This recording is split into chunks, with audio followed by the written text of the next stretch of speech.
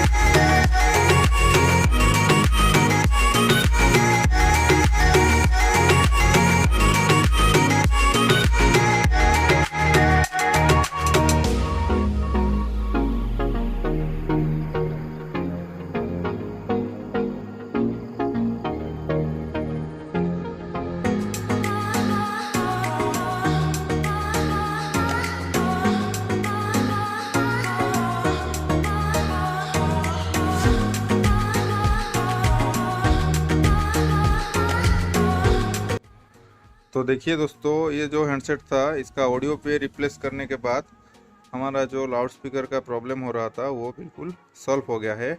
आप चेक कर लीजिए।